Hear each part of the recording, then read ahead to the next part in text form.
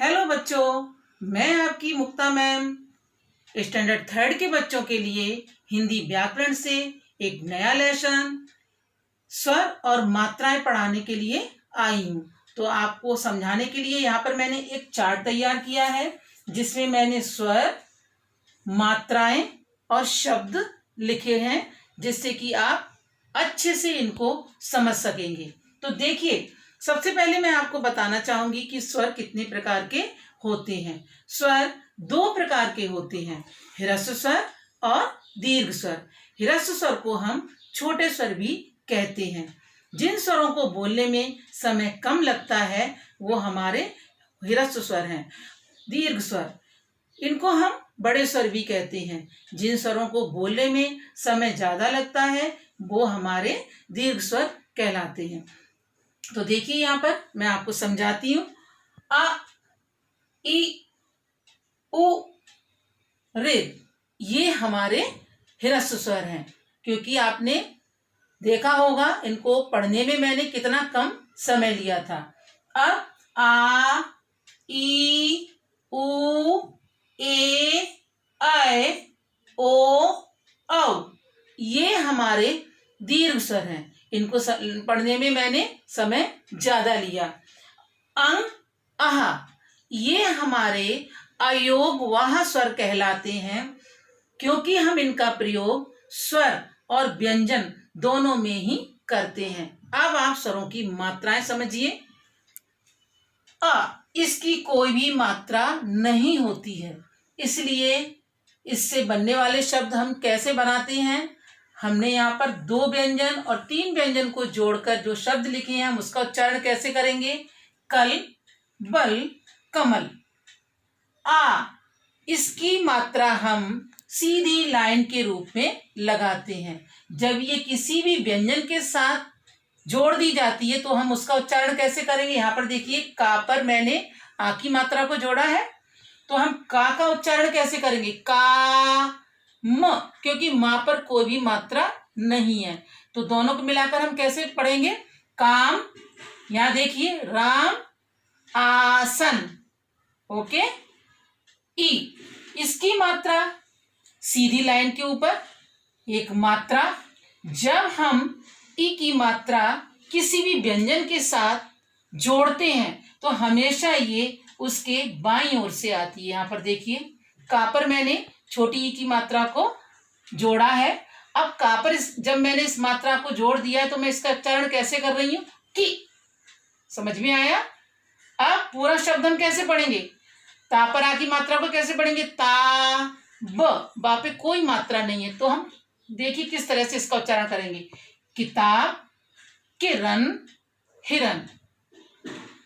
ई, इसको बोलने में समय ज्यादा लिया और ये मात्रा देखिए सीधी लाइन के ऊपर एक मात्रा। यहां पर देखिए, जब मैंने इस मात्रा को क के साथ जोड़कर लिखा है तो किस तरह से ये लगाई है। ये मात्रा व्यंजन के दाईं ओर से लगाई जाती है। अब देखिए, मैं का पर ई की मात्रा को जोड़कर का उच्चारण कैसे करती हूँ। का पर बड़ी की मात्रा कैसे बोलेंगे, की, और यहाँ पर कोई मात्रा नहीं है, ल, कील, खीर, तीर। अब देखिए, उ, इसकी मात्रा नीचे से ऊपर के लिए उच्चारण कैसे करेंगे, उ।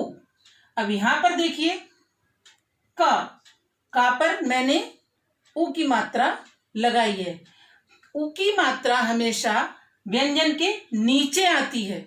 अब का पर उ की मात्रा का उच्चारण कैसे होगा, को, और मैंने जोड़ा क्या है यहाँ पर, ल, तो हम दोनों को मिलाकर कैसे पढ़ेंगे, कुल, पुल, सुन, और भी शब्द हैं। आगे देखिए, ऊ, इसकी मात्रा ऊपर से नीचे के लिए और ये भी अक्षर के यानी व्यंजन के नीचे ही आती है। तो का पर ऊ की मात्रा का उच्चारण कैसे होगा, कू। अब यहाँ पर पा पे कोई भी मात्रा नहीं है तो ये आ की मात्रा का व्यंजन है तो हम दोनों को मिलाकर कैसे पढ़ेंगे, कूप, धूप, सूप। ओके। अब ये देखिए, ऋ की मात्रा हम इंग्लिश लेटर सी के तरह लगाते हैं और इस मात्रा को भी हम व्यंजन के नीचे ही लगाते हैं। तो देखिए का पर ऋण की मात्रा जब हम लगाएंगे तो हम इसका उच्चारण कैसे करेंगे? कृ। पा पर आ की मात्रा पा, कृपा, कृषि, गृह। ओके, अब देखिए ए, यहां पर कोई मात्रा नहीं है, लेकिन जब हम लिखते हैं तो इसकी एक मात्रा लगाई जाती है। यहां पर मैंने का पर ए की मात्रा लगाई है, ये मात्रा व्यंजन के ऊपर आती है, तो मैं इसका उच्चारण कैसे करूंगी? का पर ए की मात्रा के, ला पर आ की मात्रा ला, दोनों को मिलाकर जब हम पढ़ेंगे तो क्या हो गया? केला, मेला, ठेला। ओके, ये आय की एक मात्रा होती है जब हम आय को लिखते हैं, लेकिन जब हम किसी व्यंजन के साथ लिखेंगे तो इसकी दो मात्राएं हो जाती हैं। देखिए यहां पर, समझ में आया? अब यहां मैंने का पर ऐ की मात्रा लगाकर लिखा है, तो ये मात्राएं ऊपर आई हैं। का पर ऐ की मात्रा जब हम लगाते हैं तो हम कैसे बोलेंगे? कै। समझ में आया? तो देखिए का पर ऐ की मात्रा कै और सा पर आ की मात्रा सा। कैसा, पैसा, कैमरा।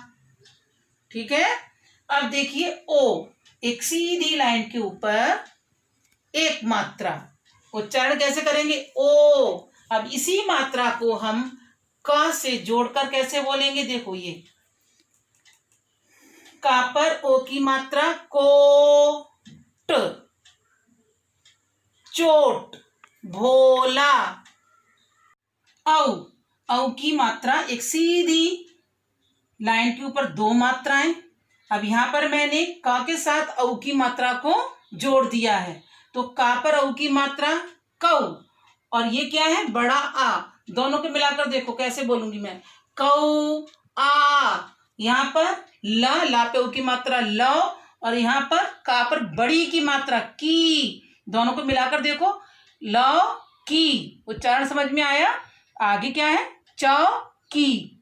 अंग की मात्रा को हम एक बिंदु के रूप में अक्षर के ऊपर लगाते हैं। यहाँ पर देखिए मैंने का के ऊपर अंग की मात्रा लगाई है, तो हमारा उच्चारण कैसे होगा? कंघी, क्योंकि घा पर बड़ी की मात्रा है। दोनों को मिलाकर हमने कैसे बोला? कंघी। रंग, संग। यहाँ पर आहा, आ की मात्रा देखिए पहले आप, दो बिंदु के रूप में, इनको हम विसर्ग बोलते हैं। इनका प्रयोग संस्कृत में ज्यादा रूप से होता है। तो यहाँ पर मैंने विसर्ग लगाकर आपको ये शब्द समझाए हैं। वक, वा, वक। जब हम इस पर दो मात्राएं यानी दो बिंदु ये जो लगाते हैं तो हम किस तरह से इसका उच्चारण करेंगे? वकह, अतः, प्रातः। इसको उच्चारण करते समय हल्की सी हा जैसी आवाज आती है। तो मैंने आपको ये सारी मात्राएं समझाई हैं, और मुझे आशा है कि आपको समझ में आई ही होंगी, और आप इसके लिए बार बार अभ्यास करेंगे तो आपकी मात्राएं और परफेक्ट होंगी, और आप अच्छे से लिख भी सकेंगे और पढ़ भी सकेंगे।